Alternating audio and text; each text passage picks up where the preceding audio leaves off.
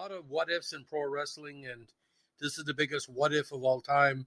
This guy was trained by Stu Hart, and he gained so much momentum with his superstar persona, his perfect body, his bulging biceps, his tie-dye clothing, bandanas, everything together. Superstar Billy Graham was so over in the late 1970s, he was reaching a peak of recognition that Hogan had a few years later. But it was getting to a point where, because Superstar knocked out Bruno Sammartino for the WWWF belt, we knew he was going places. Now, by 1978, Vincent Kennedy McMahon Sr., who had promised a lot of the promoters to make the college hero, or what he called the clean-cut Bob Backlund champion, after he won the belt from Superstar, who was there for 5 years, of all things, they weren't seeing what was building.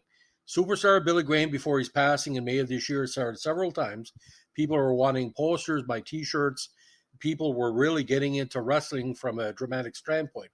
Superstar is a basic connection to Buddy Rogers, Gorgeous George, and there was a lot of feuds going on. They had a good feud with Sammartino, a good feud with Dusty Rhodes. Spears Ariano was a good tag team partner for him. He was really catching on with a lot of people, especially kids and young women, because Superstar, again, the man with the power, the man of the hour, I'm just saying. He really came to the forefront of the AWA. I first saw him wrestling in the AWA a few years prior. I think it was his third run or second run of WWE. I said to myself, if he gets the right management or the right pull, it's going to work. Now, we all know that Sammartino, by the time that Graham bet him, was pretty well done as a main event attraction. And Sammartino was selling all the big venues. And I'm sure with the let's say Vince Jr. was running part of his father's empire at the time, which he wasn't, he would have done everything. Can you imagine if you had a tag team with Andre and Superstar against whatever villain of the week it would be? It's mind-boggling. Now, ironically, when Hulk Hogan came back to the WWE after being kind of a heel throughout where he was big in AWA, he took on a lot of the Superstar Billy Graham's kind of crib sheet. Not exactly like Superstar, because he didn't have the sexuality as Superstar. Listen, I've seen women back in the day looking at Superstar Billy Graham on the TV. It was like some people looking at Donny Osmond or Rennie Samard if they were and Davy Jones were 13, 14 years old. He was really over.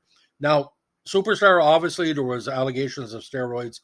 He really couldn't do a 20, 30-minute match.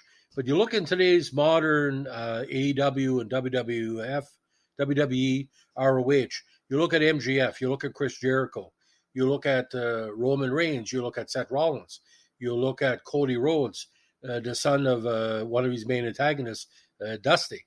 These people have a touch of Billy Graham in them. You don't have much about Hogan. You have a touch of Billy Graham, the play with the audience, how you play the heel or a face. Superstar was basically a heel that really got over. You look at LA Knight as it's going now, and I talk about it in the previous podcast. But I always wonder, Vince McMahon Jr., has he not learned a lesson of 5 fucking years of that Bob Backlund that couldn't draw a shit outside of Madison Square Garden? We were kids from 78 to 83 after Superstar lost the title. Nobody in my family was watching WWE. The Vachons were AWA. We used to watch a little bit of Jerry Lawler's Federation, the early 80s, because, Killer Carl Krupp and Carl Duke and some other big villains were there. We're checking some of the Quebec, what he called the two federations at the time. But no one gave a good goddamn about Bob Backlund because, Kurt Angle played that part of Backlund, but played it well because he played it for comics. We thought Bob Backlund was cracked. Nobody could be that clear cut or whatever. So what I want you to do, ladies and gentlemen, go back into AWA and WWWF YouTube and see Billy Graham shtick. I am the colors of the rainbow, talking about how he did his tie-dye. He said, I'm all the colors of the rainbow. The man was money. And for to deny the fans somebody money like that, give an example. Connor Bedard just signed his entry-level contract with Chicago Blackhawks. Don't you think they're going to make him number one? Because that's everybody what you want to see. Same with Connor Bedard, Shohei Ohtani, the big tall guy that his bodyguard hit Britney Spears, can never say his name.